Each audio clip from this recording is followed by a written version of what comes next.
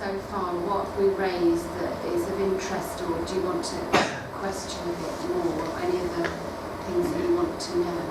It's really interesting that you work in this way. So probably this is how I work anyway, because I come from a background where I was creating work anyway on my own.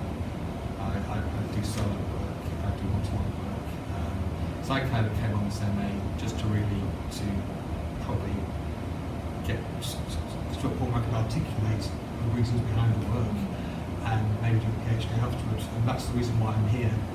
And I'll be totally honest, I'll be upfront with you now, totally, I'm not interested in collaboration at all, but because I've done so much work in the past in collaboration and I've been burnt so many times by it, probably for different reasons, and I found myself wanting to work on my own because and becoming really self-sufficient, so I didn't have to ever go through the drama of trying to navigate a collaboration.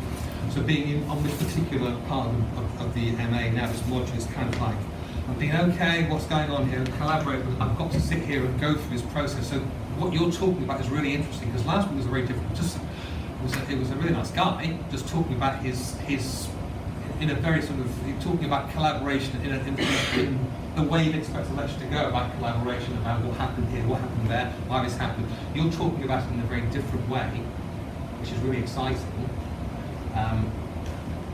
because you're talking about allowing. And I was only writing last night about, I believe, and I'm talking too much probably now. I believe that in terms of the way in which I work, I believe work is always there. The work you want is always there. It's hidden, and you have to allow it to unfold and become. And I always believe the work that I want to do is it's already there, but I don't know what it is. And the way in which I work is the way in which you're talking, the way in which it's just not being in that place where you want it to work, where you have to make it work, because I can't work like that. So I find this kind of environment quite hard, because I don't work like that. I don't like the idea of an outcome having to be, it has to be at a certain time on a certain day, and it has to be a certain thing to get grades. So I find that, so what you're talking about is where I've come from, and then to here, and I'm struggling to kind of put those two things together, because I like things to unfold naturally, organically, and when they need to unfold. And stuff's all about, I work on autobiography, so it's all personal stuff. And I'm reading some of your stuff on your website about your stuff, and I was thinking, yeah, yours is really quite interesting as well. Some of the stuff about your sister in the past, being lost. And that's really interesting. And I always look for that whenever I listen to a lecture. I'm interested in the background of somebody, and I'm not interested in what they've done.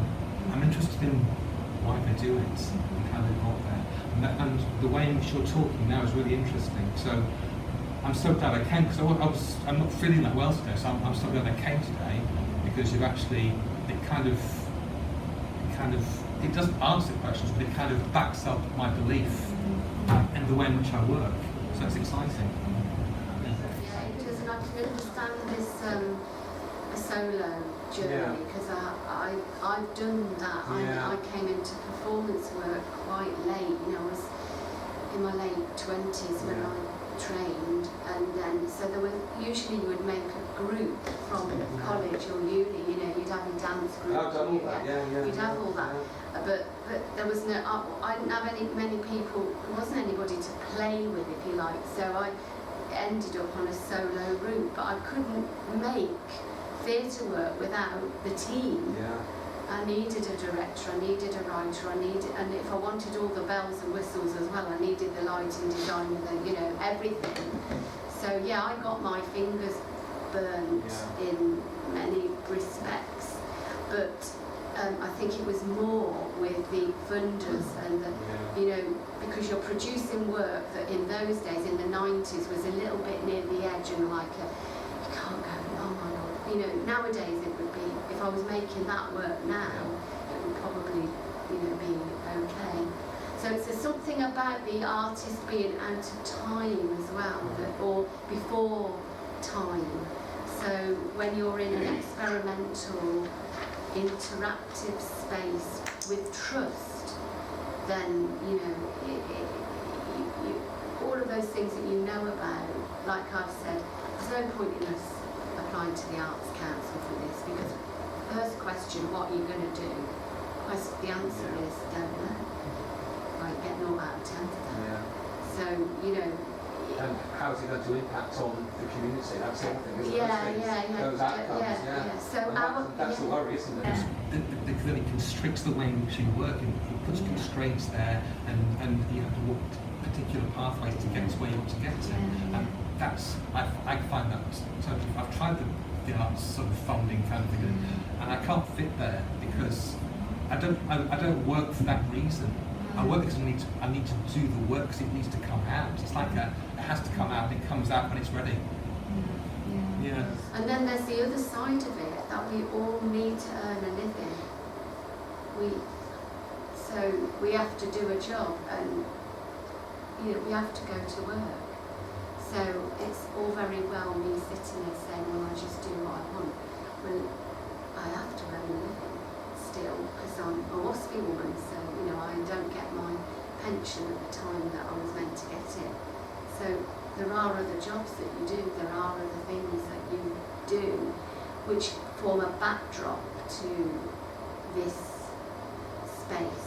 So you make these massive trips to London and you deliver your workshops and all of that in order to have this freer time to do this work. I mean, maybe we'll get lucky and something comes of this that makes it so that the other things can go. But you don't know that. I mean, I've made work, the most I think I've ever earned as an artist is £24,000 a year, and I did that for 1 year. When our company was receiving lottery funding, and the hoops that we were jumping through in order to make that happen, you know, and I was running the company as well as being the main at the coalface performing. So I've watched my income and go down, but I've always thought, no, it's not about how much you earn, it's about how happy you are, or you know, where your work sits.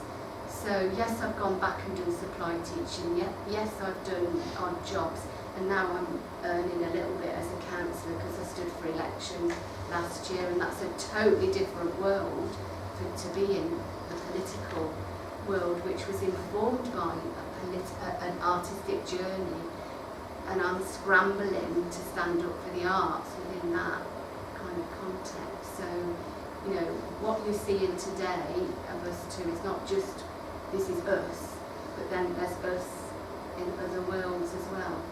So we're not presenting to you a utopia, we are sharing with you a realistic life experience that, you know, we're not going to be millionaires, and we're not going to be in Hollywood or any of that sort of thing. That's what I usually say to, you know, your students, not at your level, but, you know, undergraduate level or say A level or whatever, don't come into this industry to become rich and famous.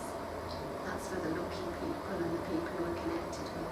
And is that what we want anyway? I was just thinking that. Yeah. You're unlucky, aren't you, in many ways? But it's just weird that the empty place, which I'm now finding to be really interesting, is I quite like it, but I didn't like it at first.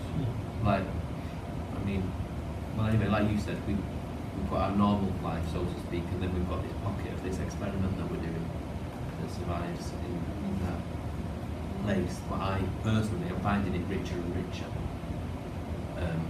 but also understand the impossibility of it almost fitting with everyday life. So in some ways it's a slight dual existence, but it feeds the other stuff, or it informs it, which is improving my own practice. I'm collaborating at the moment with some dancers, and it's a really stressful situation. But I'm finding if I can get myself into the essence of the material a bit more, it grounds me in the project a bit more. essence and source. I mean, we are trying to articulate our practice. So Luke every now and again comes up with a good word that you think, yeah, that is what we're doing. But essence and source is something that we are working with a lot, isn't it? You've talked about source. I know you talk about sources for creativity, you know, what are my sources, like that book or that film or that film. We're talking about source as being a kind of this nothingness. That place that you, for me, what you were talking about, that's source. Yeah. It sounds like Star Trek or something, doesn't it? But it's like, you know, but it's like that, what's in that energy that's coming out, just a bit weird getting at it in a way, because everything closes it down in some ways. You just have to let it happen, and sometimes it doesn't happen, and sometimes it happens at the most unexpected times. Yeah. Like when you're talking about the sea. Well, yeah, that's the moment of being open, isn't it? Like for me, whereas and that, I suppose the inquisitive sort of detective or open-mindedness that I get from this, then we kind of go away and think about it a bit, about how did that happen? And then slightly going, oh. But even then, you can't pinpoint why or how sometimes. It's kind of there, isn't it? When I go to London, I stay in a hostel. And at first, when I had a flat in London and I sold it, set a business up. Anyway, when I've had about 3 years of difficulty before I sold the flat. When I sold the flat, I could. It's a nice position to be in, but I could pay my debts off and sell my house in Manchester, buy an house in Manchester. So I could be a bit freer, which is very lucky. Well, I had a bit of money at first. I used to go to London and stay in a hotel, like a cheap hotel, £60 a night. That's cheap. Anyway, when that money ran out, I still had to go to London to do a workshop. I was staying in the hostel. So now it's like £10 a night to stay in the hostel. And that's great because I can go and get maybe get 160 or a couple of £100 for doing a workshop in London, and I can pay 50 quid on my train, and I can pay my hostel £10, another 20 quid, and I'll come back with 80 quid or whatever. So it's great. But I found the hostel to be that freed up that space. But it was an accident that I thought of. I sit in this bed, which has only got a little curtain on it, and I'm sat there like Billy No Mates, just. And afterwards, and it's kind of, it breaks me back into that other space. But sometimes I have to sit there for a couple of days, not in the bed all the time for a couple of days. Do you know what I mean? But what I mean is, it's like life has got all these like distractions. Like here I am home in Manchester, I like flick the telly on, or I might go and get a box of Pringles, or whereas somehow about how do these spaces come about where you've got this moment to like empty yourself and see what comes. So it's all I'm saying is this is by accident, almost by what's the weird need or whatever, I ended up in a hostel. And then I'm like, oh shit man, this is that space. Which I don't even like getting in. Like when I've got to get on the train and go to London, stay in the hostel, without a shadow of a doubt, there's a half an hour before I go and I just think, oh I can't be asked. And then I get to the hostel and then as if by magic, well not always, sometimes I'm like, oh my god, I'm up here. And then sometimes like 2 days I'm like, back again, I'm here at this. How has this happened? All I've created, have I accidentally created a place where I'm absolutely empty with no distractions? And sometimes it happens quick, sometimes it happens slow, but you can't help feeling a bit impoverished by it. And it's just such a weird thing. So I'm like, God, I'm on my own. And I think that's when you said money, fame. It's like, oh my God, wait a minute. I'm not only not famous, I'm actually completely on my own. I'm like totally like I'm hardly with myself. So it's like and I've got nothing. And it's like, oh my God, that couldn't be more opposite of why I thought I'll play the bassoon. Because I wanted to be here playing Beethoven. And I'm actually, like, a lot of people if they saw me, I think if they saw me walking around Russell Square and I'm doing this, I'm doing from this work, I'm just going like that. I do this thing called, I did a meditation at home, and it took me about 5 years to get into meditation. Oh, I can't do it. And eventually I just sit down in silence. And I was doing it at home cross-legged. Like light a candle, do that, and then I'll calm down, going in and out, in and out. And then when I was in London, I thought I can't sit on the square floor because it's freezing. So I'll stand. So I'm stood there, and I've got this thing where I just stand, I'm just stood like that, 7 o'clock in the morning. Waiting. I mean, I must look really, but I've had to get myself where I don't care. And then I find that I notice from that space, I go, I'm totally thought. I'm like, God, I'm like, you know, somebody might say, stand up and meditate. Right, meditate. But I'm already here. Yeah. And I'm going here, it's going here, I'm going here. And I notice things like in my body, you know, and, but, sorry, I'm going on and on and on, but it is just a bit weird how this space that we're talking about, people go, oh, it's crap. You just look shit. You just look like you're some kind of gobbledygook doing nothing, you know, because it's just, and then somehow you just like that. And you just hope something might come, but I don't know, it's a weird space.